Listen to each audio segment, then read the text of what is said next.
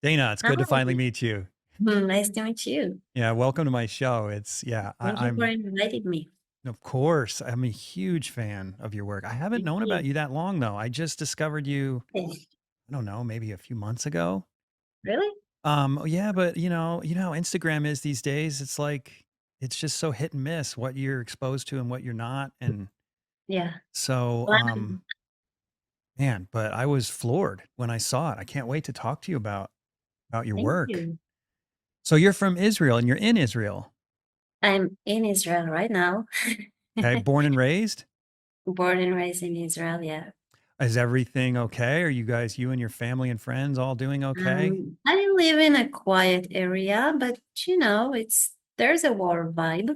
Wait, cat, just a second. I'm sorry about that. No, no worries. Um, Yeah, because there's gotta be this certain level of stress all the time. I can't even It's imagine. very stressful and it's crazy times. It's crazy. I don't even have the word to describe it. It's just crazy. Yeah. Uh, Even though I live in a quiet area and I don't hear the alarms all day, and thank God my family and my friends are okay, but still it's crazy.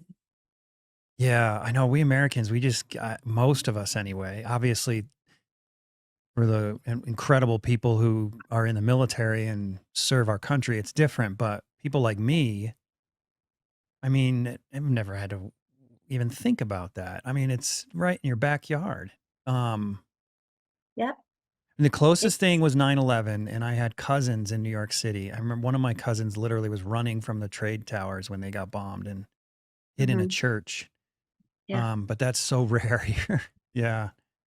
I So think the reality here is crazy, and only now I realize it because I grew up when everywhere you have like a shelter. If you go mhm. in the mall or everywhere you go, first of all, there's a security everywhere. If you go into a mall or to a big shopping center, there's a security guy, Mm. and it's like a shelter zone. Everywhere you go, you just see a green sign says the shelter is that way.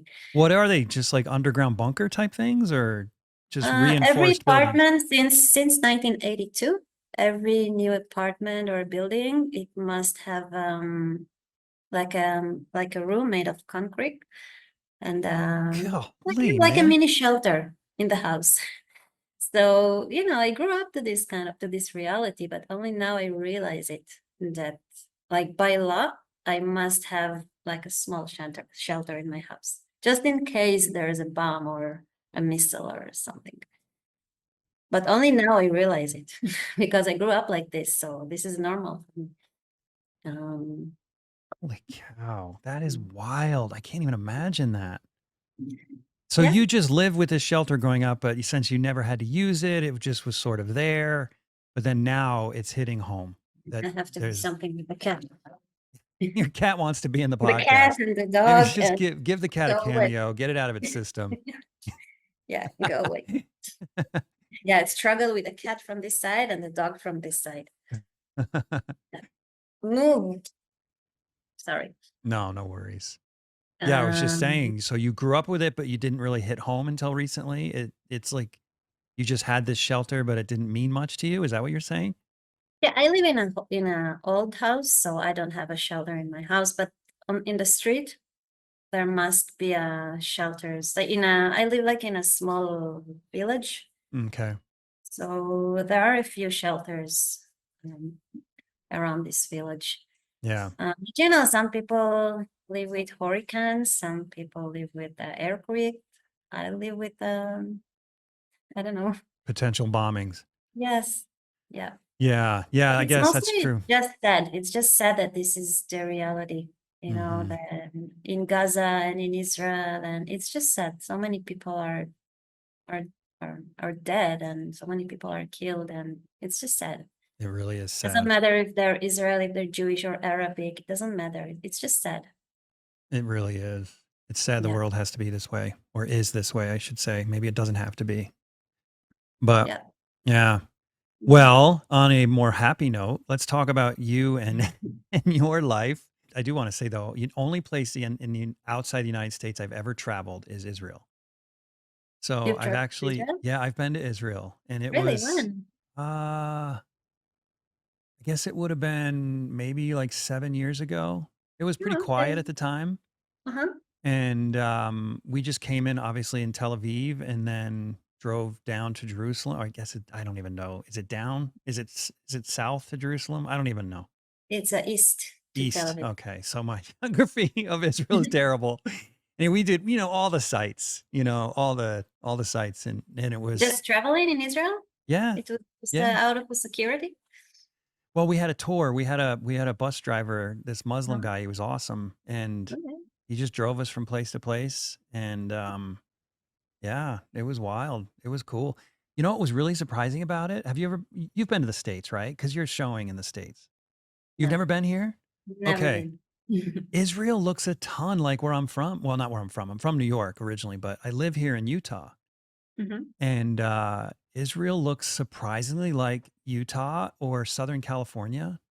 Really? And so, yeah, as I'm driving Hmm. around, I'm like, this is just like, I feel like it's just like home. Now, the architecture is completely different. Yeah, but Com- how do you find it similar? I mean, the Well, I trees mean, and the all that. trees are, there's some things that are different. You guys have dates, and, Yeah, your climate's lots. a little bit different. And in Utah, it's a high desert. Hmm. But there are so many similarities in just it's sort of that dry kind of sub-arid desert kind of look that we have here as well. Southern California is probably a better comparison, but I've spent a lot of time in Southern California, and I just felt like, man, this is a lot like this, like the southwestern United States. Oh, So it didn't seem so foreign. In fact, in Utah, there's a movie set in Goshen, Utah. Then and the reason they chose Goshen, Utah is because it looks so similar to many parts of Israel, and they use it for in the making Bible desert parts of films. Israel? Well, yeah, obviously there are different climates in Yeah, Israel too, right? Right. The yeah. sub-arid parts of Israel, Because not the Utah is a desert, no? Utah's a sub-arid desert. It's Yeah. not. So where was it we went? Where we went to this one desert in Israel that nothing. It's like nothing in Utah. It was so dry, and it was not. There's a big desert in Israel. Yeah, it was so dry and barren. I've never seen anything like it. So I'm not talking about that. I'm talking about the most where most people are inhabiting in Israel is seems more like southwestern United States. Yeah, maybe Well, the maybe other thing people would is, disagree, but that's how it felt. I I don't was know. like, I've "Ah, never been to the States, so I don't know. yeah, you ought to come visit Want to, sometime. but Go to Southern yeah, yeah, yeah. California, or come visit me, and I'll show you. See, look, it's kind of like I'd Israel. love to. Yeah, I'd but it love was a to. great Okay. trip. It was a really Yeah. cool trip. We were there about 10 days, maybe 2 weeks, something like that. Oh, But yeah, nice. yeah. Anyway, so I want to know all Mm. about you.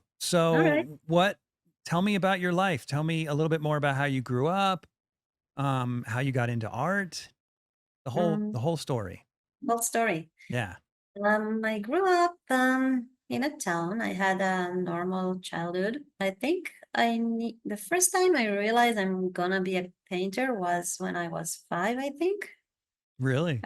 I remember my mom gave me, I wanted to paint, and I was holding the brush, and my mom gave me like a big shirt to wear over my shirt so I won't make a mess. Yeah.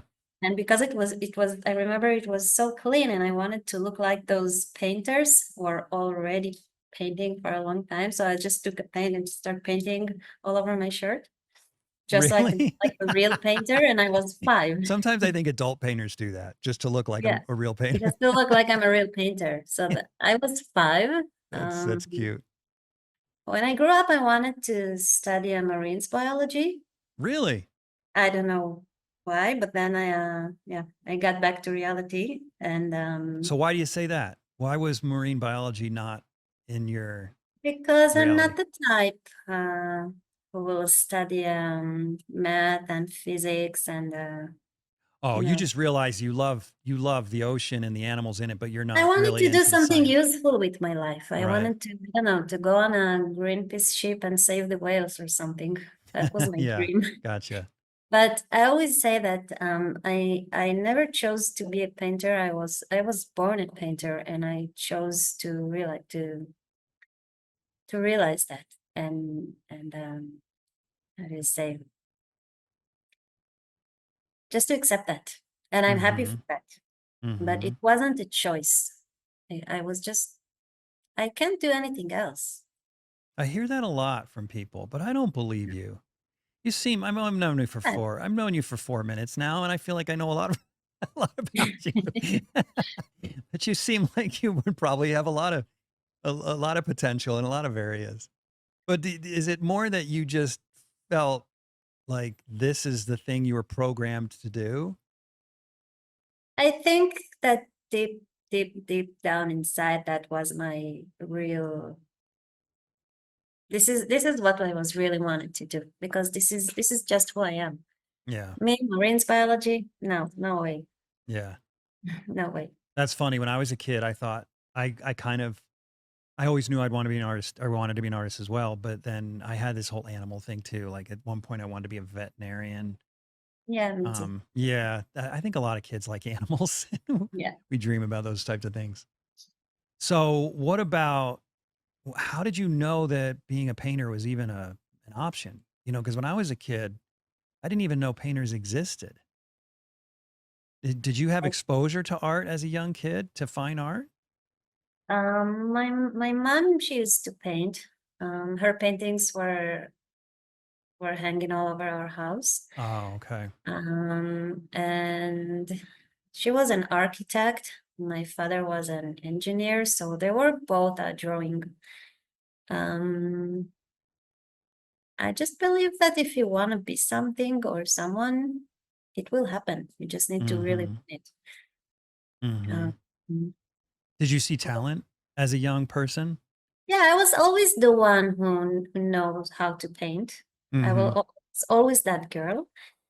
But when I grew up, like as a teenager, I never wanted to go to take painting classes, because I just hated to paint and draw still life. It's funny, Oh but my gosh, are you serious? I used Okay, to so we hate got to draw we to gotta draw still life, pull and up your work over here now. yeah, and every time I tried to go to take a drawing or a painting lesson, so the teacher just gave me a bunch of stuff and just paint it, and I just hated to paint still life. Well, what was it you were into? Were you like typical kid who was doing superheroes Yeah, or well, cartoons or I something? don't know, just imagine, just painting from my imagination, or Oh, okay. yeah. Yeah. I actually have all my paintings since I was 3. My parents kept them. I have them. Really? I have them in my studio. Yeah. Oh my gosh, you have to take a picture of the earliest one. We should put that in the podcast as a comparison. That would be Yeah, I will gold. do it. Yeah. Yeah, man. So, that reminds me. I took my daughter who's studying with me. She's 20 now, and I took her to an art like an open model session when she was 4 years old, and it was a nude model in there, but she grew up with nude models because she grew up in my studio, or at Mhm. least with a lot of exposure to my studio. And everyone was just it would she was turning heads. Everyone was looking at, "Why is this little 4-year-old inside this adult Mhm. model session?" And she did the cutest little stick figure with breasts you've ever seen in your life, like these 2 little bull's eyes for breasts, and the woman was sitting down, but she drew her drew her standing up. And it's the cutest thing. So we have it hanging in our house, but now she's a spectacular draftsman, and to look at the 2 side by side is such a trip. Mhm. So we got it for the audience. It'd be really fun to see your side by side, your 3-year-old and Yeah. your modern stuff. So how did you get past what do you suppose it was that made you able to move past that, for lack of a better word, that more juvenile taste to your what you eventually got into, which is still life, which you didn't To like at the become time? a still life painter. Yeah. Um, I don't know. I remember when I was a student, my teacher always told me there is a huge gap between my figure paintings and drawings and my still life paintings. It looks like 2 different painters painted them. Hmm. And I agree. So you feel like you're better at still life. Is that what you're telling me? I've, yeah, I Yeah. feel like this is what I love most. This is what's most exciting me. Hmm. So okay. So what was it though? How could you go Mm. from sort of pushing against the teacher and saying, I don't want to do these boring still lifes to now this is the thing that excites you? I think when I was around 24, I think, one of my teachers here in Israel, he told me something that I think I will never forget. He told me, we were talking about still life, and he told me, you can tell a whole story through objects. Mm-hmm. And I think that sentence did something, but yeah, I don't remember the exact moment that it happened, but there were times that I really wanted to paint, to work more with models, and to paint more portraits. So I started to work with models, and I brought some model to my studio. And I just remember that the whole session, I was just waiting for it to be over. I just wanted to the model to leave and to be alone in my studio and just work with myself. Really? Are you Yes. kind of an introvert? I think it's a question that I kept asking myself, if I'm trying to be something that I'm not, and Mm-hmm. if I'm just forcing myself to paint something that I'm not really interested in. Are you referring to the still life now or the figure? No, the figure, the model. Oh, so at the But time you also the still life. The still life is a question if it's really what I want to do, or is it kind of my safe zone that I feel safe and I'm good at. And that's it's such a a question that complex question. yeah, it's a complex question that I keep asking myself for, I think, 7 years. Hmm. Because I ask myself that question too all the time. But I Hmm. don't think it's as simple as a yes or no answer because I think It's not people are simple at so all. complex Yeah. and you almost have to make a decision on what area of your personality is most important to you. You know, like I'm doing these large scale biblical paintings and sometimes I'm just like it's too hard and exhausting and I just want to do something more relaxing and so I have that same question. It's like am I even doing the right thing? But then I always go back to, well, yeah, but I love this for these reasons. So it's almost like you got to take your pick. Mhm. It's like, do you love the thing about this more? Or do you love the thing about that more? You know? Yeah, I think it's also from time to time, I think it's also okay to paint something that is easy for you. You don't need to challenge yourself every day. Yeah. But it is important for me to keep challenge myself in what I'm doing. If I choose to paint only still life, so I have to keep challenging myself. If it's like with the size of the painting and the texture or the subjects, or yeah. Hmm. But yeah, it's a very complex questions. I don't have Yeah. the It really is. Really is. So you said 7 years. Let's back up a little bit because I feel like we kind of skipped ahead. How did you go from knowing you want to be an artist and having this desire to actually doing it? I mean, what's feeling. yeah, what things did you Um, do to reach this point? when I was 19, I think it was the first time I started to take painting lessons. Mm-hmm. But then the most important thing for me was to travel to India more than to go to Italy and study art. Did you say India? Yeah, I said Why India. India? So I was traveling for a year and a half in India and Southeast Asia. And when I end up in Thailand, I was in this market and there were people who were drawing portraits. And I think that the moment after, it was after 15 months of traveling, that I said, okay, I want to go back home and start studying art. I remember that moment. I just have to take a minute to thank each one of my generous patrons for your part in keeping this podcast going. I could not continue to do it without you, so thank you so much. If you're not a patron yet, but you love the show and you listen regularly, please consider becoming a patron. It's really easy to do, and it doesn't have to break the bank. Just head over to theundrapedartist.com and click on the link Be My Patron on Podbean. And then choose a monthly donation amount that fits your budget. It's that simple. Really? So were you by Right. yourself at 19, traveling through No, I Asia? was traveling when I was 21. By yourself? Yeah, by myself, with friends, but again by myself. Man, that's pretty bold. Yeah, I travel in 9 countries, but I couldn't do anything else besides that at the time. So what was the main reason? Were you just sort of trying to find yourself? Were you curious about the rest of the world or just the what? world is too big to ignore of. I don't know. I just wanted to see other countries, other cultures, other, I don't know, just traveling, experience life. Yeah. Well, what was it about Asia and India that was so interesting? I mean, obviously it's interesting. The whole world is interesting, but what about Simplicity? that? I don't know. Huh. Yeah. Wow. Have you been other places? Since then, Yeah. or Yeah, since then. I've been to India So again you and go again. back to India? No, I've traveled in, What about in Europe? other- Have you been to Europe? yeah, I've been to Europe. Yeah. Yeah. I've been to Europe, yeah, but you know, we tend, me at least, to travel really far away from home. Yeah. But I travel to Greece every 3-4 months, What wherever about I can. Africa? You're not far from Africa. No, I've never been to Africa. I've been to Morocco. Oh, there you go. Yeah, Okay. yeah.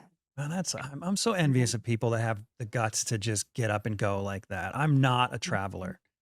I'm a No, total I am. homebody. Yeah. And so I admire people like you that do that, especially at that young age. That's pretty remarkable. Yeah. I just couldn't start. I knew that at some point I will.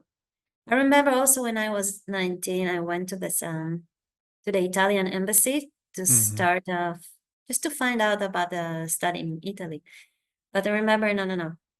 First India, then I got to study. And then you were born in the 70s.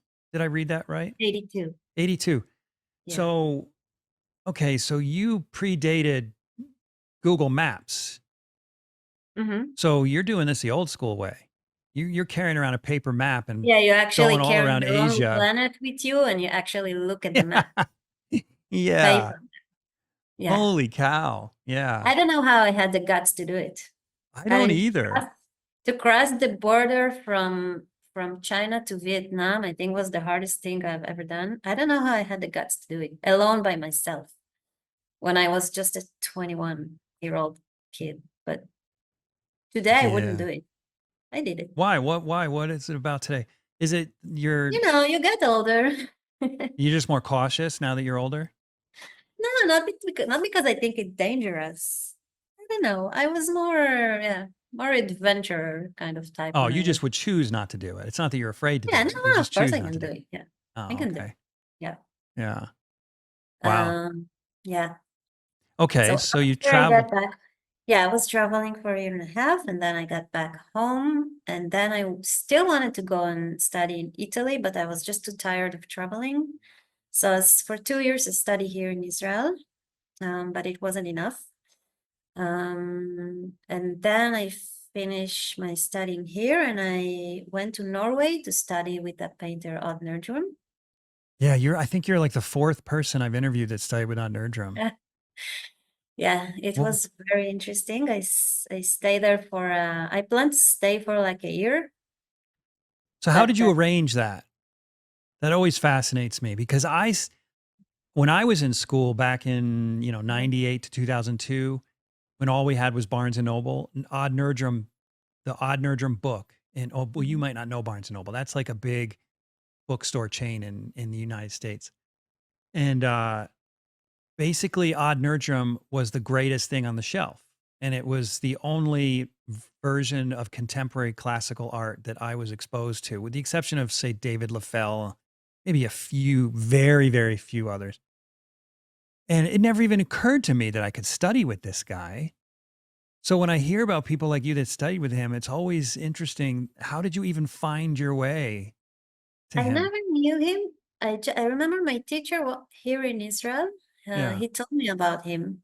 Um, so this is how I first heard about him, and the first time I've heard his name, Odd Nerdrum. And then I remember I sent him a letter, not an email, like a real letter in an How'd you envelope. find his address? I don't remember exactly. There was an internet back then, Yeah.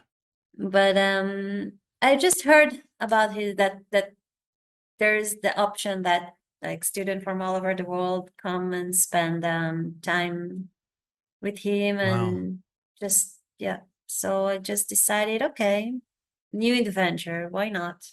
So what year would this have been? 2007.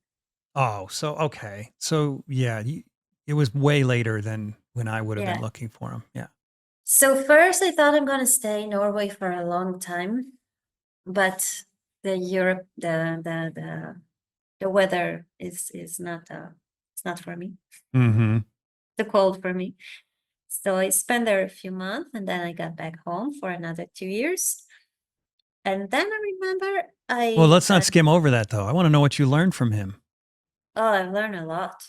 It was very interesting just to stare at him and just spend time in his studio and see how he's working, and it was incredible. But Yeah, can you give was me a some big specifics? inspiration. Because there's a lot of Odd Nerdrum. How do you put Mhm. it nicely? A lot of people that look just like Odd Nerdrum out there. You're not one of them. So I'm really curious what you feel like you picked up from him, because it's not necessarily obvious to me. Yeah, because I noticed that there are many painters who paint just like him, Mm-hmm. because it's very easy to Just a mimic. yeah, it's very easy because you live in it. You live in it's very easy to just go into his world and use the same palette he uses, and so I can understand that. Um, I think the thing that I most like about him is just the way he works is in such a mess. His palette looks like a mess, but his painting looks, wow, he's a genius. So yeah, if you look at the painting and if you look at the palette, wow. Really? Yeah, and you know, we Was his whole studio a mess or just his palette? no, his palette, and he used like a very simple brushes, and his palette made from a foam core. You call this The white? foam core? You're kidding me. Not like the old foam core, the new foam core. A gator board? Yeah, it's like you can have it in a black or in a white, Yeah, and it's yeah. kind of a foam core. Yeah, That was his palette, some cheap piece yeah. of You just foam. cut it. Yeah, paint it with raw umber, and that's the palette. Because he Oh never my cleans goodness. his palette, he just throw it away. Are you serious? Yeah. Yeah, I don't know if it's okay that I reveal this secret here, but Too late. yeah, too I'm late. sure he's not. So So forgive many people me. have studied with him. I'm sure Yeah, it's because so not a many secret. painters and artists, like they use the best brushes they can find and the best palette, and there is Yeah, everything I'm one is of those artists. yeah, yeah. Huh. So I yeah, envy people like that because I literally am crippled unless everything is perfect around me. My environment has to be perfect. My tools have to be perfect before I can even start painting. yeah. It's like a mental disorder. So when I think about people like Odd We all have Nerdrum, a mental disorder. It's okay. yeah, it's part of being an artist. We've Yeah. all got our own form of But with insanity. the brushes, for example, I found that if I buy a really cheap brush, well, not the cheapest, yeah, but like not the most expensive one, and if I use the most expensive one, they split at exactly the same. Like I throw them away. Mm-hmm. They don't last forever. So it doesn't matter if I buy them the most expensive one or like a cheap one. Hmm. Yeah. Yeah, but the palette, that's wild. So did you did you adopt that no, you didn't? No. I Okay. I do work like in a kind of a mess, but no. I I use wonder a wood palette, I and I wonder don't what it own is. my. Hmm? I mean, because he obviously made plenty of money. Like, Mm, I wonder fun. what it is. It's just easier because it just doesn't like to clean the palette, and which I can understand. Yeah, that makes So sense. it just throw it away. I think it's genius. It is. Yeah. It's genius, and it's probably mentally a lot healthier than the way I Yeah, think. it's not very ecological, but Hmm. yeah. Yeah, that's wild. Yeah. Huh. So what else? What else did you pick up from it? What about technically? Technically, Because again, you don't paint anything like him. Like I can literally can't see an influence. I think I just stopped at the right time. I just noticed that I did start to paint like him at some point. I just realized that, and I didn't want to paint like him. I wanted to learn from him, but not paint like him. Hmm. I admire him, yeah, but Oh my gosh, he's I didn't brilliant. want to copy him. I wanted to learn from him and take what I can, but not to paint exactly like him, Yeah.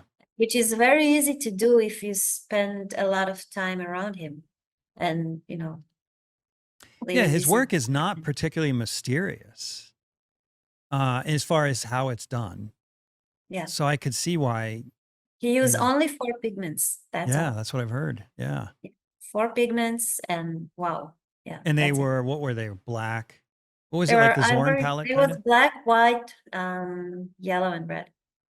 Yeah, that's crazy. So he It's great. never used blue. Never used blue. Yeah, The black and the white is kind of a blue. right. So Yeah. it's more or less a Zorn palette. Yeah. That's wild. Yeah, that's almost like drawing with just a tinge of color. I mean, it simplifies it so much. Yeah. Huh.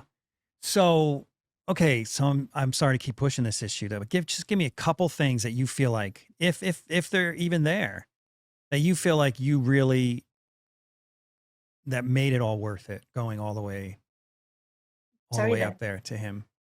A couple things you took from him that made it worth the few months that took you from spent there. him. Yeah. Took from him, Um, meaning that you learned from him, critical things that helped you to get to where you're at. yeah.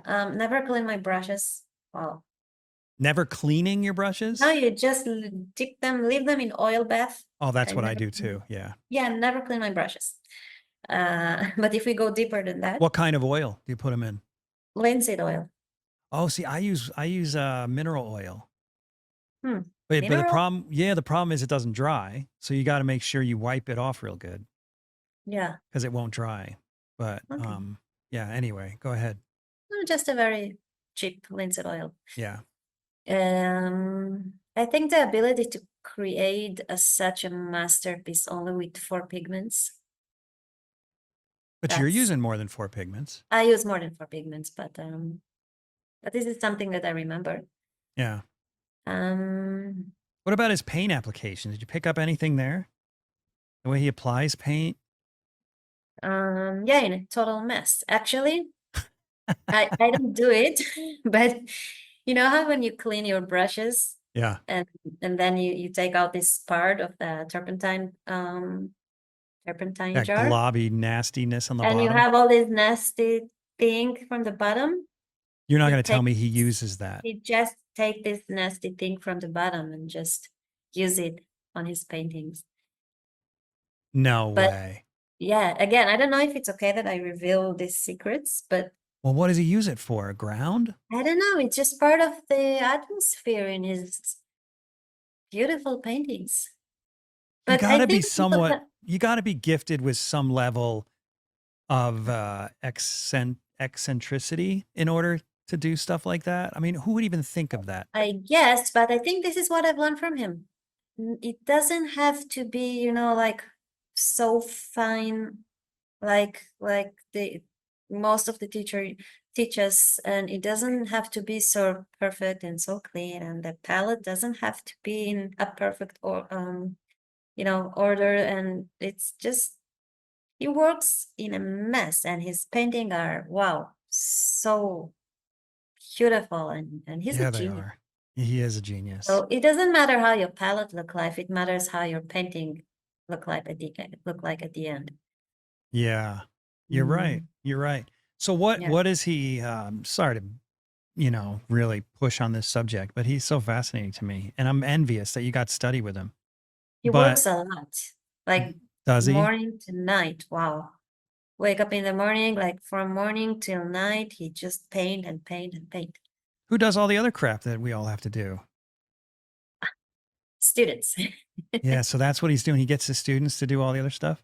Well, Friday was my day that I had to clean his brushes. That's what I had to do. And if he Right. needs a model, so he has model. And Right. we also the students also stretch the canvas. But for me, it was the way to learn how to stretch a canvas. Oh, I think it's totally reasonable for him to have his students work Yeah, for I him. mean, I I mean, came he's to given you learn. I so came to much. study from Yeah. him. Yeah, so for me, it was fine just to No, but I clean mean his the stuff brushes. like I don't know how it is for you, but I could waste like this week I wasted an entire day talking to the heating and air conditioning guy for my building. I'm talking about that real world stuff that just freaking chews up your week, on a regular Yeah. basis. Did you even see that kind of stuff? Or is his house falling apart around him while he paints 24/7? Um, no, his house is not falling apart. No, he Huh. lives in a beautiful I house. just don't understand how people paint that much. There's so much to do. Although, Yeah, as I'm sitting here doing a podcast when I should be painting probably. yeah. But it's well worth Um, it. It's well worth it to talk to you.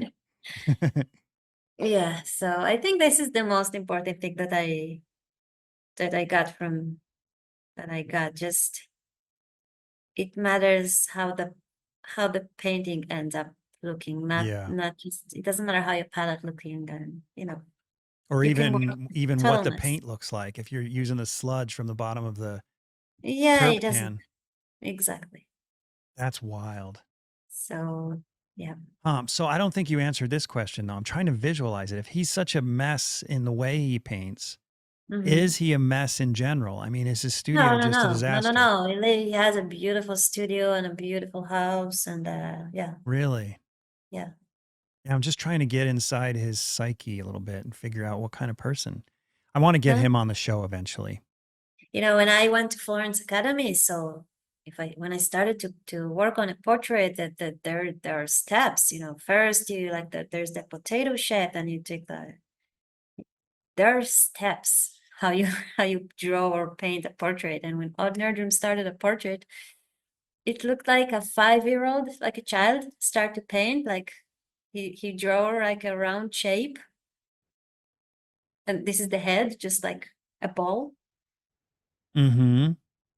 So it was very interesting to see how he actually start and slowly just get the shape of a real head with real bones under the skin, and So he just throw down paint and then kind of model it yeah, or it mold it almost suddenly like just become sculpture. a perfect portrait out of like he starts like a child, like just a round shape, and this is the head.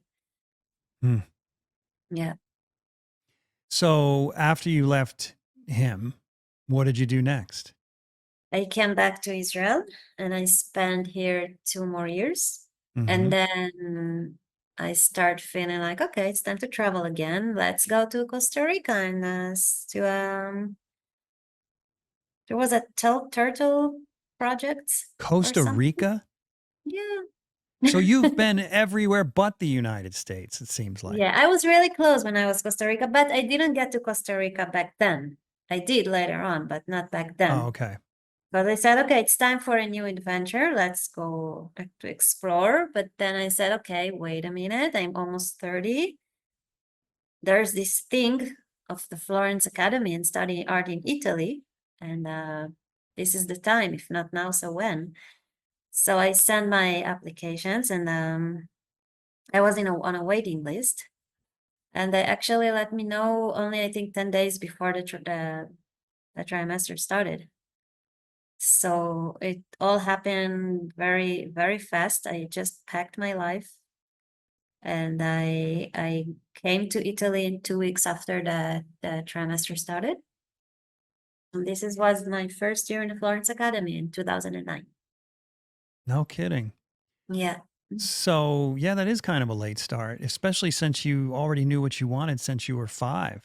But in Israel, we don't start really. It's You not like don't? in the United States that you finish high school and then you just go to college.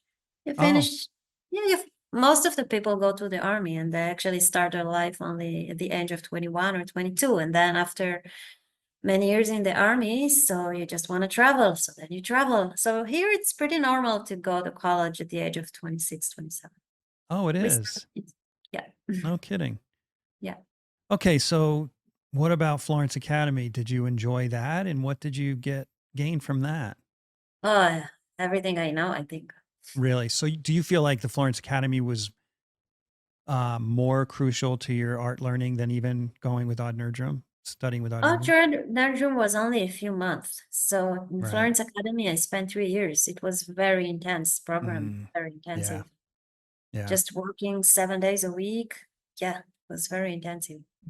Is it just me or the rest of you guys also get weirdly excited when you order new paint? Because I don't know about you, but when I get paint in the mail, it feels like Santa just dropped my Christmas presents off at my doorstep. With Vasari paint, my paint of choice and the podcast sponsor, it's even more exciting. And let me show you why. Because when Vasari shows up, it comes in this incredible box where each tube lays in this little compartment perfectly formed around the tube in this nice soft foam. And it's surrounded by velvet, red velvet. Now you got to ask yourself, if a paint comes so carefully protected and surrounded by red velvet, you got to wonder if this paint is worthy of royalty. It is. Vasari is. So if you haven't tried Vasari, you're seriously missing out. And the thing about Vasari, it's not only the best paint out there, it's also made by an incredible company that's been around for 30 years and knows its customer by name. Do yourself a favor, go to vasaricolors.com and order yourself some for your next painting. So the program is 5 days a week, but I just became a workaholic, so I spent 7 days a week. No kidding. And did you get all the way through to the end of the painting program? Yeah, all the way to the end. And And do you feel like you adopted the Florence Academy way of painting, or did you find some sort of most of it, mixture? I use dryers. They don't use dryers? They don't use dryers. Why is that? Because it's too contemporary. I Wait a think. minute, come on now. That's the only I don't reason? know. I'm not sure. It's just, but the Florence Academy, they teach like the old masters. So there's not a reason other than that if the old masters didn't do it, we don't I do don't it. know. I don't really know, so I don't want to say anything I'm not No, sure I'm of. not, yeah, I'm not trying to get you to be I study critical. in a I'm just very genuinely curious. I studied in a very traditional way of teaching. So So if like that's the case, then they wouldn't have allowed you to use like acrylic primers or gessos or anything like that either. I know they used oil primed linen, Oh, but the I old used the acrylic one. I didn't use rabbit skin glue. So you used acrylic. I use acrylic gesso, Oh, you yes. did. Okay. And I didn't use like Cybele brushes. I use only synthetic brushes or the Bristol brushes. So I was the only one I know, but Now, is this something that was sort of a rebellion on your part, or did they not care either way? um, they didn't. I just told them that I don't want to use any brush that made of real animals. So they didn't have that they couldn't say anything. Oh, okay. And this No, was just, it wasn't an issue. oh, good. Okay. Yeah, but I guess I'm just confused about the dryers. I think we learn in a traditional way. I can't move the screen. So fat We over learn lean, fat in a over lean, traditional basically. way. So you use oil and you use turps and you use damar as a varnish, and you wait 6 to 12 months until you can varnish your painting. We just learn it in the traditional way, which I'm glad for that and I'm happy for that. Yeah. But I took what I took, and it's a lot. I think I studied there most of what I know today. Mm-hmm. And I enjoy. But yeah, now I make my own choices. Yeah. like use dryers Hmm. and synthetic varnish What dryers because do you use? which varnish? What dryers do you Why use? dryers? Galkide. Galkid. I use Galkide, yeah. Oh, so you say when you say dryers, you mean drying To mediums. make the paint dry faster, yeah. Right. So I thought you meant like a cobalt dryer that you literally drop it into your paint. No, no, I actually back in Florence Academy when I wanted to use a dryer, so I used cobalt dryer or Cicative or something like this, but it's not the healthiest thing. Right. Yeah, so I don't use it. So Um, Galkid, what made you settle on that? That's a Galkid. I use Galkid sometimes. I just explored and tried different mediums and different materials, and I just found what works for me. There is no what works for me doesn't work for someone else. There is no right or wrong. Well, there is, but I There's just a lot of rights, is what you mean. yeah, there's a lot of right, and Yeah. there are also a lot of things that you're not supposed to do. Right. But I just don't have the time to wait till the painting is dry if I don't use dryers, because I use a lot of most of a lot of my paintings are with a dark background, and I Yeah. need it to dry fast. I don't have the time for the painting to sit and dry for 6 to 12 months. I need to varnish it and ship it. Yeah. We all do. Yeah, and I just Yeah. find it more easy for me. Well, the reason I ask, because a lot of my students have tried Galkid because I use Galkid occasionally, Mhm. and they don't like it because it's got this sort of a honey texture. It's like really kind of sticky compared to, say, Neo Megilp or Liquin or Liquin dries. I used I used to use Liquin as well, but it dries a bit slower, yeah. a bit, which is not that bad because in Israel, it's a hot weather, so Mhm. it dries fast. But like when I remember when one of my final projects in a Florence Academy was a really big painting with a dark background. So the paint it was just sinking all the time. And every morning I came to the studio and I wanted to actually see what I'm painting the day before. So I just oiled out the painting. So it ended up actually have a lot of oil between each layer. Yeah, which isn't good. Then it Which can get is not yellow. good. Yeah. I've learned it the hard way. So I had to oil out the painting so I can see what I do. But when I moved back to Israel, I took it out of the frame. I took the canvas out of the frame and I rolled it. And I actually left it rolled for about 6 months. And when I opened the painting, it was just wet. Still wet? Still wet. And for 12 years, this painting stayed wet. The oil never dried. What? Were you using Yeah, stand oil or just linseed oil? I don't remember.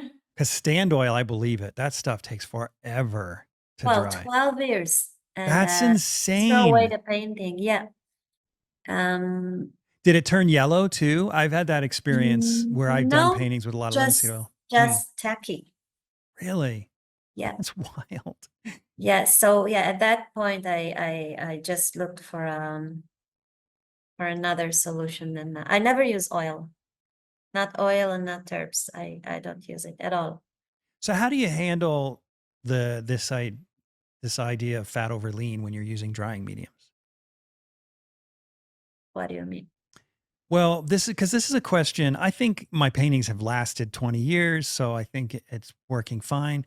But the principle of fat over lean, as far as I Mhm. understand it, is you're trying to make sure the lower layers dry Mhm. faster than the upper layers. So you use Yeah. less oil in the lower layers and more solvent and Yeah. more oil in the upper layers. And that way the upper layers don't crack as the lower layers dry quickly.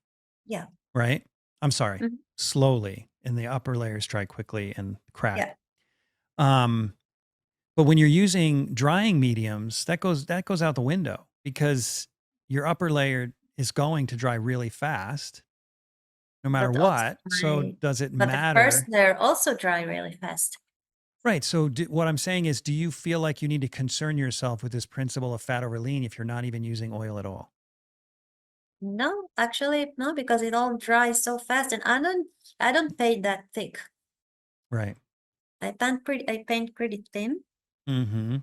but So you just no. treat every layer the same. You don't concern yourself with the If I use a lot of white, so I make sure to mix enough medium in a paint, so it will right. dry really good. But what I mean Because is you're not making an effort to use more medium on the upper layers and no, more solvent on the lower layers because the no, medium is not oil. It's no, yeah. Neither no, do I. And I've always I wondered don't about use that. solvent at all. Okay. I just work with the Paint out of the medium. tube and your medium. Yeah. Yeah. Only when I oil out the painting, so I use 50% Galkite, 50% gum salt. Okay. Yeah. Interesting. Do you ever use retouch varnish? Spray retouch varnish? No, ever. No, why not? Because it just stay tacky. It never Yeah. dries. Yeah, gotcha. Yeah. And if you spray it, Smells. so it smells, but Yeah. it actually looks like there is a layer of dust on the painting. Right. Yeah.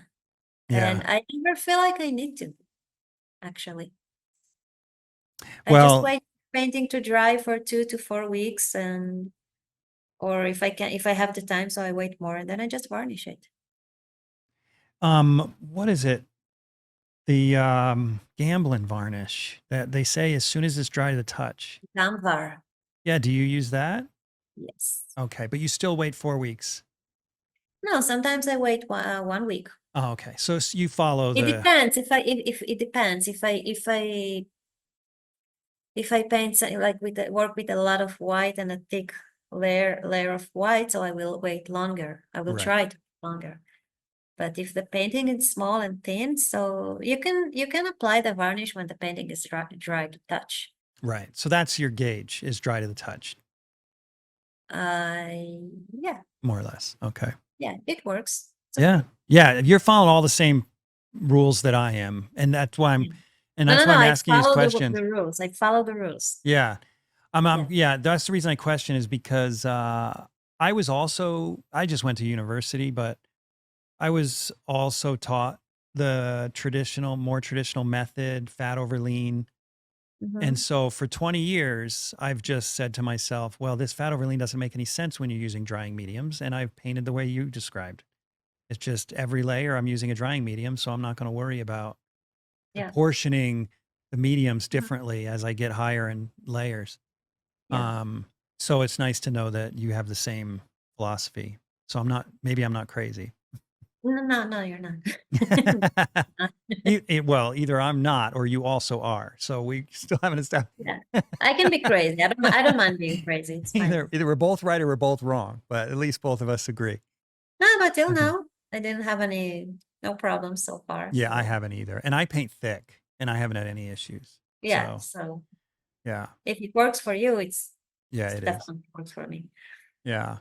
Okay. Mhm. So you took 3 years at Florence Academy And then I and came back to Israel. okay. Um, yeah, I came back when I actually couldn't paint. Yeah, it's a What tough do you mean you story. couldn't paint? I kind of had they thought it's inflammation, my shoulder. But it wasn't. Maybe it was, but The shoulder you used to paint? of course, yeah. Oh god, that must have been scary. So actually, I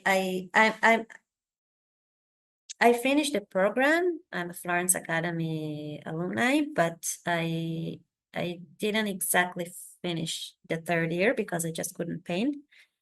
But because I finished all the things that I had to paint, like the final project and everything, so they decided that okay, I'm gonna graduate. But I actually graduated in the middle of the year because I had Okay. no choice. So I kind of came back home from Florence Academy, from Florence, got back home and just started to visit every doctor I could see. just to get any idea And you're only why. in your early 30s? Now I'm 42. Oh, back then? Back then, yeah. Yeah, I was 30, I think, 29 or 30. Jeez. Okay. Yeah. So at the beginning I couldn't paint at all. And actually for a year and a half I couldn't paint. And this last for 5.5 years. It was psychomatic, you say? It was in your head. Yes. Psychosomatic. Well, psychosomatic. I think I'm saying that right. Yeah. Yeah. Well, yeah. English is your first language, not mine. So Yeah, but it's I but trust you would you. think it wasn't my first language. My vocabulary is like this big. Yeah, I trust you. So it was Today, stress related. Your shoulder was going bad because of stress. I think my body was just trying to tell me that, okay, stop. Well, you were overdoing it. You were like working 7 days I a was week, putting a lot of pressure on overdoing, yourself. I was overdoing, and I was just about to finish my third year, and I started to think, okay, what I'm gonna do? Maybe I should stay in Florence. Maybe I should move to New York, study more. But actually, in my heart, I just wanted to go back home. Mm. But in my mind, I said, okay, what am I gonna do in Israel? I should be in New York. I should be in Italy. So my heart said one thing, my brain said the other thing. So my body just made a move. You need to go back home. That's what I felt. But Isn't it today, crazy that your body can do that? my body can do a lot of things. Yeah.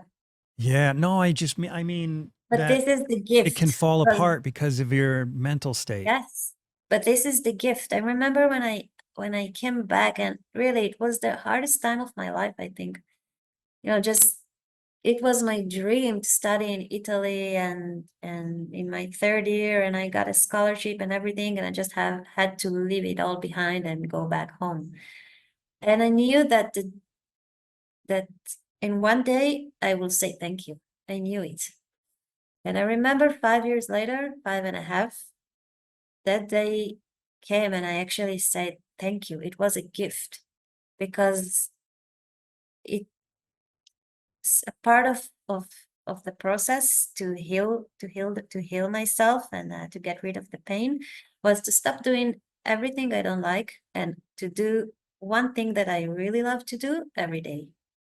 So this pain actually made me to be more accurate, and to do only the things I love to do in my life. And I remember I was teaching, and I really hated this place, and I didn't like it. And every time I finished the class, I felt bad that I have to go back there next week. And I remember that I just stopped teaching in all the places that I didn't like, and I start focusing in doing a thing that I do like every day. And today I just say thank you for that. So doing what you love to do and only what you love to do, and getting rid of all of these things that you essentially, sounds like you dreaded them, healed your shoulder. No, it was more than that. It was actually learn how the brain create pain. Like the pain comes from the brain.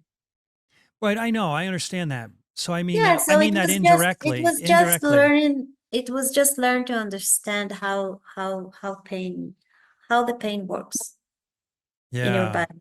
No, you know what? Can I tell you? I had very similar experience. In my mid-30s, I got really sick. Mhm. Tendinitis in my thumbs, wrists. I started losing my hair. All kinds of crazy things started happening to me, and it was also psychosomatic. Yeah, And I your thought I was body. dying. I thought I was dying. And I ended up going to 1 million doctors, and eventually they're like, dude, your brain is killing you. You have nothing wrong with you. It's your brain that's killing you. Yeah. Yeah. So I'm Yeah, also and okay now. So mhm. But isn't it now wild? if I feel something in my shoulder, or just a little, or the pain, just a little bit of pain in my arm, so now I know to ask myself, okay, what's wrong in my life? What am I doing that is not good for me? What I want to do and I'm not doing? And the same thing happened with my eyes. I stopped I couldn't see at some point when I was, I think in 2017, I needed a glasses. I just couldn't see anymore. Everything was blurred. Hmm. But You telling me now your eyes are better? perfect. It's crazy. That is crazy. Yeah. And it's actually really inspiring too, And I because don't need any glasses. Yeah. that's incredible. Well, I didn't heal myself just by myself. Yeah. No, I get it. I understand it's more complex, right? Yeah, But there was the shoulder therapy and there was the eyes therapy, and they helped me to understand what my body is trying to tell me, and obviously it will always be in my right arm and my eyes, because these are both of my organs, let's call it, that I need to paint. that is wild. Yeah. Again, I totally believe it because I've been through it, and I do the exact same thing when my body starts to Yeah. break down, in so to speak. I'm like, Yeah. okay, what am I doing wrong? What am Yeah, just I? listen to your body. Your body knows better. Yeah. Yeah. Yeah, but most people, and I didn't, well, maybe most people do. Maybe I'm just ignorant. But it took, like you, it took me a while to believe that it wasn't completely physical and that it was actually It also took me a psychosomatic. while. Yeah, It it's took me because a it's hard to while. believe that that's possible. Yeah, it took me a while. Yeah, but now it's now I know that it was a gift. Do you ever forget? Or you're probably a lot smarter than I am, because sometimes, even though I know it, sometimes I don't listen to my body because I'm like, no, this can't be happening again. It's got to be something else. No, I've learned the hard way to listen to my body. Need to be smarter Yeah. about it. For Yeah. everything in my body, I just not to listen to my body. Hmm. So yeah, so that's what happened after I graduated Florence Academy. So it put you 5 years down the road. So now we're like in the 2000 teens, right?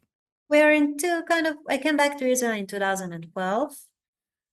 For a year and a half, I remember I didn't paint at all. And then I started to paint only on like small canvas. I couldn't paint like something really big.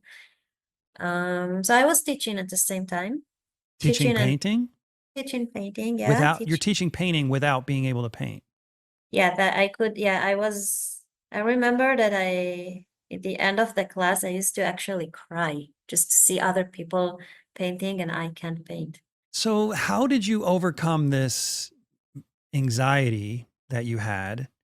Because that's really what it must have been, this psychosomatic thing. You're dealing with some level of anxiety that's Yeah. killing your body. How did you overcome this anxiety when you literally can't paint and do the thing that you love?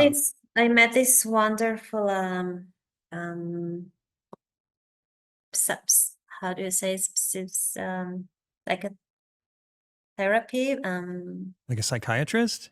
no, not a psychiatrist, it takes care, like if she give you exercise for your body. Oh, Physiotherapy. physical therapist? Physical therapist, yeah. And this wonderful woman who actually changed my life helped me to get rid of the pain. Yeah, so I actually at the same time also started to work with Zimak, the gallery that I work with, one of them that I work with until today. And suddenly just everything just happened. You know, I got rid of the pain in my arm. I could start painting again. I stopped teaching and stopped doing things that I don't like. I met Zimak. Suddenly I had the date for my first solo show. And I just, things just roll. That's such an inspiring story. Hmm. So how did Yeah. didn't you build more stress when you had to give up teaching? Because teaching provided an income, I'm assuming, right? So how did you manage that?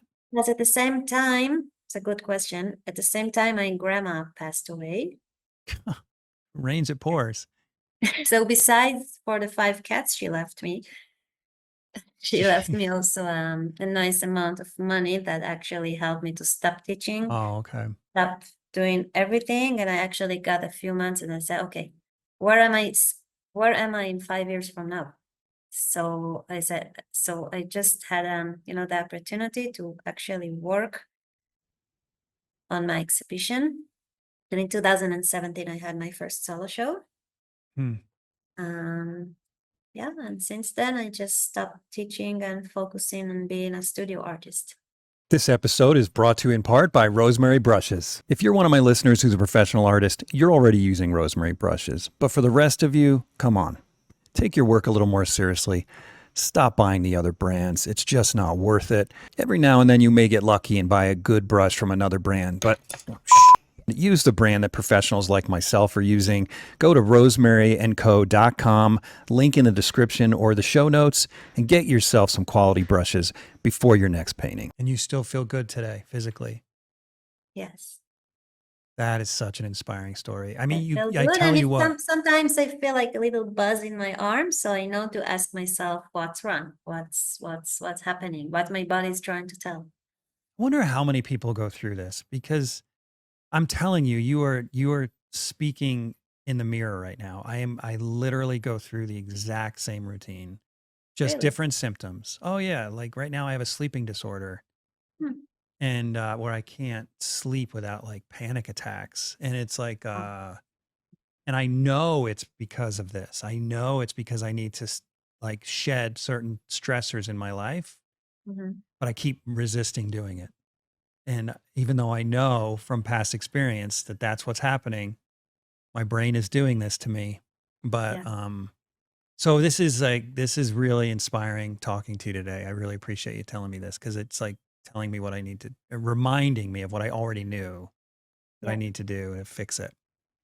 So, Everything that happens in your in our body, every inflammation, everything, there's a reason for it. It doesn't just happen for nothing. mm-hmm, mm-hmm, Even a back pain, everything. mm-hmm. This is what I believe.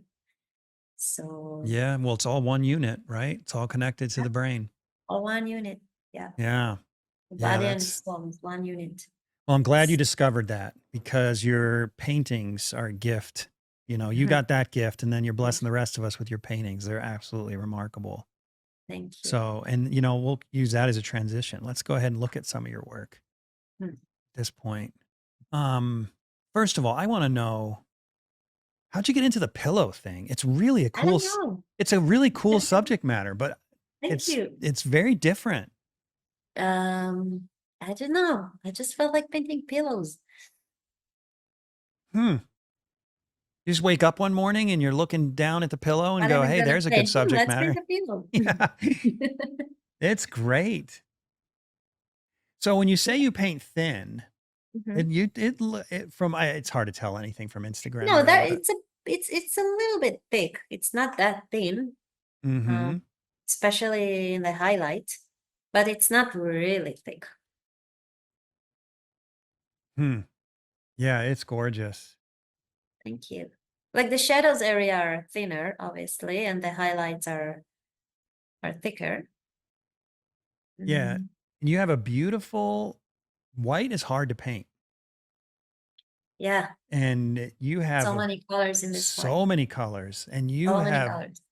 gorgeous, gorgeous subtle control of color temperature in these whites. Thank you. I mean, you got this little bit of pink through here. I mean, some of this might be a little different in person, I'm sure, but I'm sure it's only Mhm. better in person. These beautiful blues.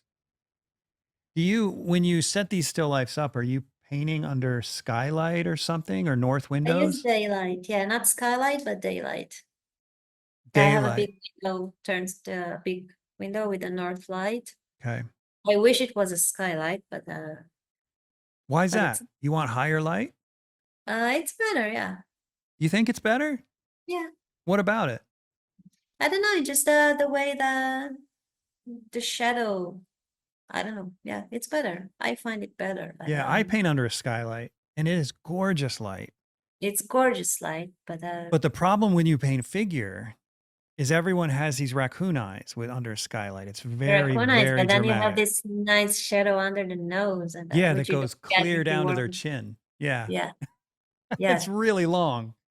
yeah. Yeah. Yeah, so there are definitely advantages to it, but it can be pretty pretty unflattering in some Mhm. portraits when you have a really high light like that. But you're right, it's beautiful. It is beautiful. One day. Right Yeah. now, someone is living above my studio, so I cannot have a skylight. What would you do? Just move upstairs? Move your studio No, no, upstairs? no, no. I cannot move upstairs. Oh, okay. Yeah. Man, oh man, look at this tile work. My Mm. gosh. So tell me about that. How are you putting this together? Are you going full out perspective drawing on this tile work, or is this all completely from observation? No, actually, it's with a screen. Screen. I don't understand. Not like how do you say it? Like this little machine that you just Oh, you're a projector? projector. Oh, It's so a you're projector. projecting the tile pattern down. Only the tile pattern, yeah. Right, just Not the because whole it's so thing. busy. The whole thing was standing just in front of me, just to get to get the perfect perspective. There is no way I could do it without a projector. Yeah, So Zoe Frank, I interviewed her a while back and she did tile in one of hers. She had the same solution.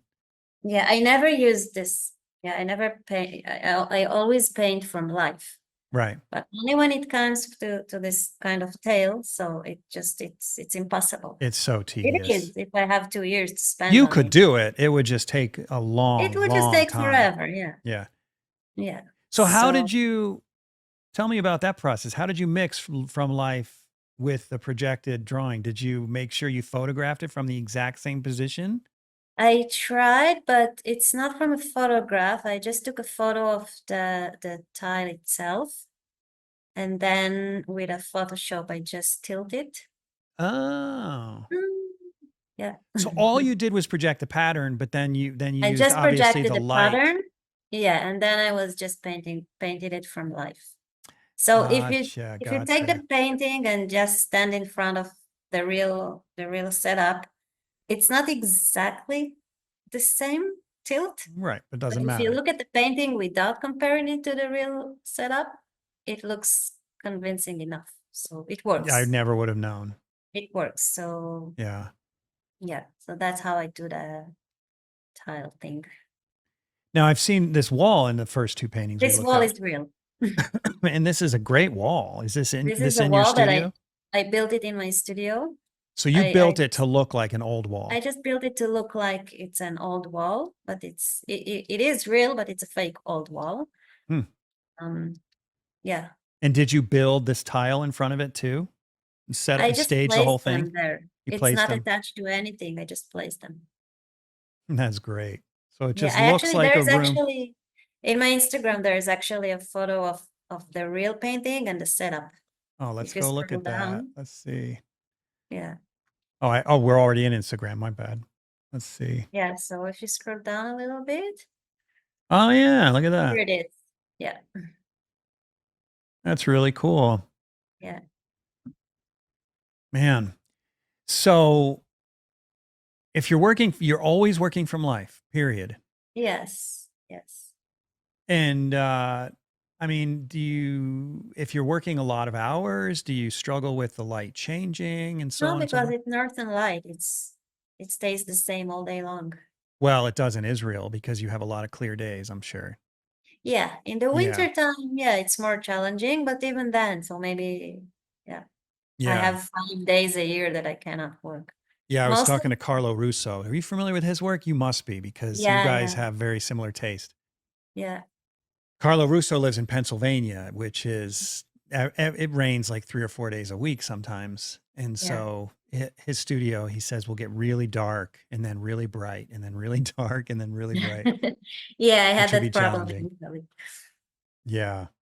Yeah. In Israel, I But imagine that's not as big of but an in the issue. winter time, I get to the studio around 6:30 in the morning because it gets dark around 4:30. So yeah, That's discipline. so I start my day really early. Wow. Have you ever tried to supplement your natural light with artificial light? Yes, it's not the same. It will never be the same. Hmm. And I What? prefer to work during the day. Yeah. No, it's Yeah. not the same. I agree with you, but I'm curious what about natural light What is different about natural light that you most appreciate? I used to paint with artificial light as well. Mm-hmm. It works, but for me, it just first I need to cover the windows with dark curtains and just make everything just dark the room so I can work with artificial light, because I can't, if I work in the evening with artificial light, I can't Right. work with so it's just, for me, it means that I have to live in a cave all day long when it's a beautiful sunny day outside. Right. And it's kind of, for me, it's depressing. So it's I mostly about the atmosphere that you're painting It's in also more. the atmosphere. Yeah, I don't like to cover the windows when it's a sunny day outside. And also there is a different. It will never be the same. Yeah. Daylight is more daylight. I don't know. Well said. It's just Daylight is daylight. daylight. Yeah. Yeah, and I just don't like to stand under a LED or fluorescent all day long. I work like 8 to 10 hours a day, usually. Mm-hmm. It's a lot of hours to live in a cave. 5 days a week, 7 days a week, Yes, 5 days a week. 5 days a Five. week. Yeah. I've learned to work 5 days and not 7. Yeah, because you could even mess up your shoulder just painting too much, I imagine. So To 5 find days a that week. balance. Yeah. Yeah. 5 days. Find the balance is important. Yeah. All right, let's see. I'm going to just pull up some of my favorites of yours. It's really hard to choose. And one of the things that I find so interesting about your work is when you do things like feathers and like that dandelion I just passed, but I want to find some of your feathers. They're mind-blowing right here. Yeah. What are you doing to create these incredibly intricate textures? Is it just a tiny little brush, or are you Not using some sort of a necessarily. fan or? No, it's just a brush that just over time it's just flipped. And It's you're just a still not used using brush. sables. You're still not I'm using. not using sables. I use synthetic filbert brushes. You're I painting these with synthetics. only synthetic, only. I never use real hair brushes. Not even hog hair. Never, ever, ever. I'm vegan. I will never use a real brush, a real hair brush. No kidding. Yeah, Wow. yeah. Now, I'm not surprised because you don't use real hair for the principle of it. I'm surprised that you're getting these textures without real hair. The synthetic brushes are really, really soft. And now today you can find also like a fake sable, and it's really soft. Yeah. But you say you're not spending a lot on brushes, so you're not getting the No, I best of the don't best. buy like a shitty brushes. I buy Okay. But No, you're not buying the best, but you're not buying the worst. Is that what you're no, telling me? no. I buy whatever I think is working for me. Okay.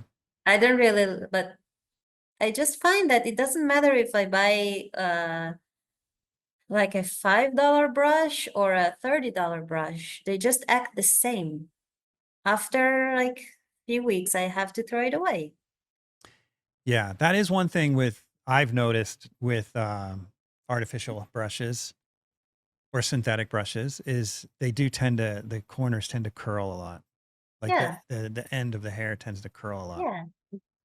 which gets Brush frustrating. is not meant to last forever. No. No. Wow. I do use a like expensive paint, or when I used to, now I don't use on linen. I don't paint on linen anymore. I paint only on wood. But when I used to paint on linen, I bought the most expensive one. You But paint on wood, as in like yeah, masonite or actual wood?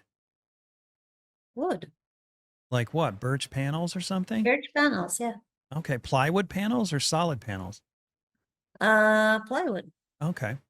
Yeah, And why'd you switch to that? I just like the texture. I just like that it's like I can apply the paint, and if I paint on a canvas, so it's just too soft. If I paint on wood, it just stays stiff. I just like Oh, the you like texture. it. Yeah. Okay. Yeah. And you're still using acrylic gesso? Yeah. Okay. Do you sand it really smooth in between, or No.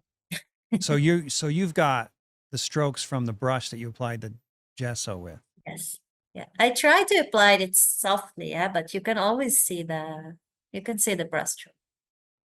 Yeah, you can't see it on If Instagram. you zoom, if you zoom in, and if it's a high resolution image, Let's you go to can. your website real quick. Maybe you can zoom in on the website. I'm not sure. Yeah, I don't know. I'm so not a computer guy. You would think I was since I have a But podcast. in Instagram, I posted some paintings with a close up. All right, let's look at that. So maybe. Well, here's some. Yeah. Or maybe. No, I guess it's not a close up. Maybe there's another one. No. Yeah, let's try. Another close up. Let's try another one. Oh, this is cool. Not to get distracted. Yeah. Man, these are great. You know, I'm kind of envious of still life painters. Really? Yeah, because it feels like it would be such a. I'm sure everything has its advantages and disadvantages, but I imagine it must be somewhat relaxing to sit with that nice, being bathed in that nice light all day long, and the model never leaves. It's always waiting for you in the The morning. model never leaves. It's If always you wake up waiting in the there. morning and you don't feel like go to the studio, you Yeah, can just do it. Yeah. you don't have to call them and apologize for screwing up their schedule. Exactly. Nobody is breathing in front of you. Yeah, and I just think that would be, and that, you know, They flowers and never stuff. move. They never Well, talk. this moves, right? Yeah, it dies This really. moves. Yeah, this is a one-day painting. Yeah. Yeah. All right, so let's see if we can find something with close-ups. Oh my gosh, these strawberries. Mm. Are you familiar with Justin Wood? Yeah, I love him. I Yeah, admire this his work. reminds me too of he does these beautiful fruits. Yeah. Yeah. Man, yeah, this is something else. No detail here either, though. You're gonna have to help me out here. No. Yeah, I can wait. Let's see. Does this one have a detail? See? No. Wait, I will help you.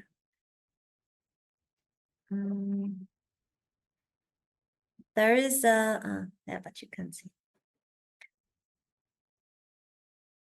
Man, If you speaking of look up rain, one- can you even hear that?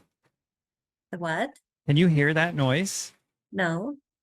It is There's an pouring right now here, and my skylight is getting totally pounced by rain and hail, it sounds like.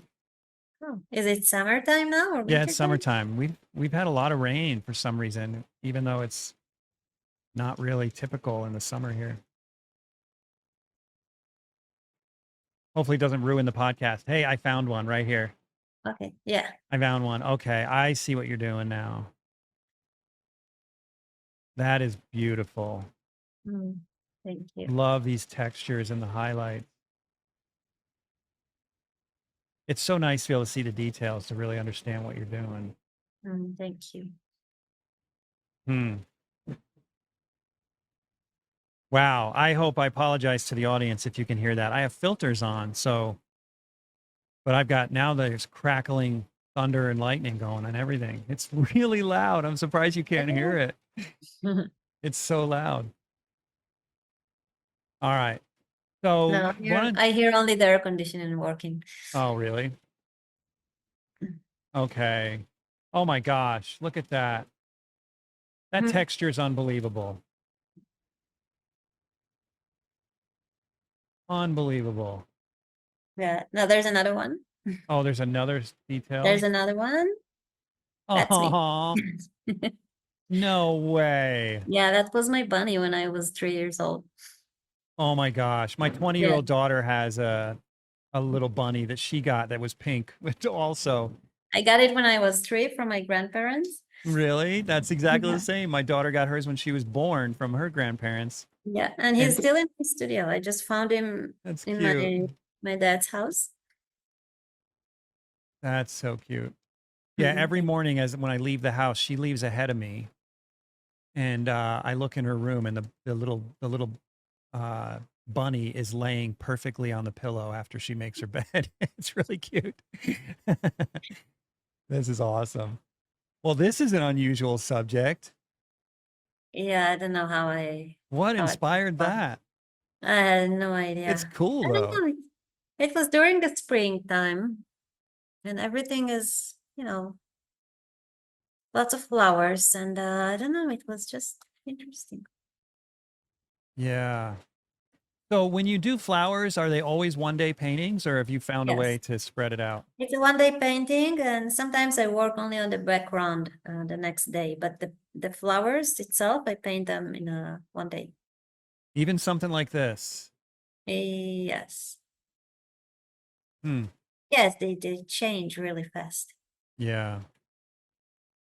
Yeah, I asked because there's so many artists do it differently. Like I mentioned Carlo Russo earlier, and he'll just work on one flower a day Okay, and that's just also sort of an option. Frankenstein them together. It's just interesting Yeah. how different artists handle it.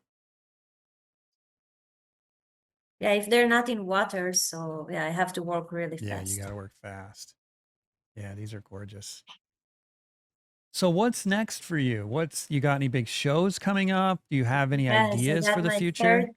I got my third solo show in 2 weeks from now, 2 weeks from today, Where is that? in a Zima Gallery in Tel Aviv. Um, yeah, so now I'm just focusing on that. And then I don't know, then I need to think of my next project. How But do you now, do with solo shows? Do you enjoy painting for solo shows? yeah, I Yeah. do. Yeah, now I'm working for this show. I've been working for the last 2 years. Are they pre-selling any of this stuff for you? If I'm pre-selling a little bit, but most of the big works I keep for the show. How the heck are you surviving 2 years not painting or not No, it's selling not 2 paintings? years, not saying I sell. I just paint small paintings for group shows and So stuff you're like painting for money and for a solo show at the same time. yes. Geez, Louise, you got to be productive. Holy moly. Yeah, and also it doesn't matter if I get my salary once a month or once a year. For me, it's the same thing.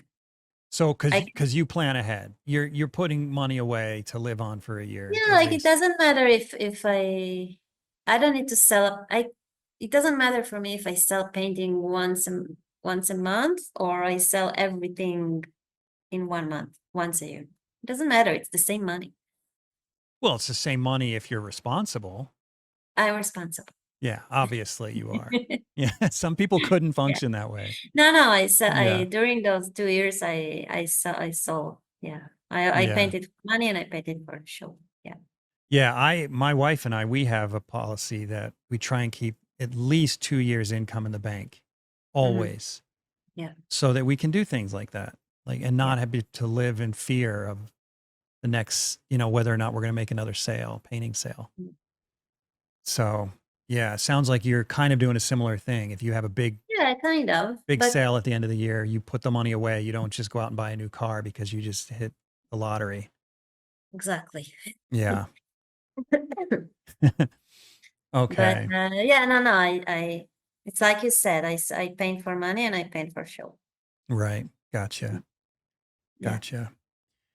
Well, this has been a blast. It's been awesome to meet you and get to know you a little bit better. Thank And you. if you've seen the show before, you know what my final question is. And that is, if you could give one piece of advice to an aspiring artist that you had or wish you had, what would it be? Wow, that's a hard question. Mm, uh, be patient, I think. Follow your dream and be patient. That's Just, good. yeah, because I also keep saying it to myself because sometimes I find myself really like hurry up and like in a rush. And I keep reminding myself just to step back, relax, and focus. And yeah, follow your dream and be patient, I think.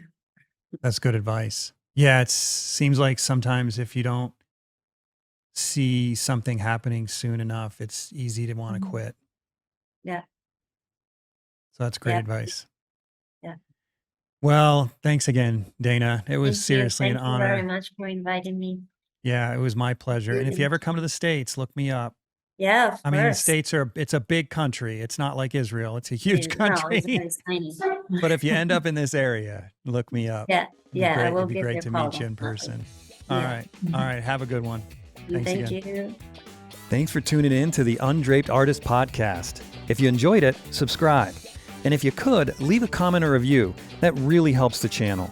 Please share the show with your friends, and if you're feeling generous, consider a monthly donation at theundrapedartist.com. Thanks again for watching.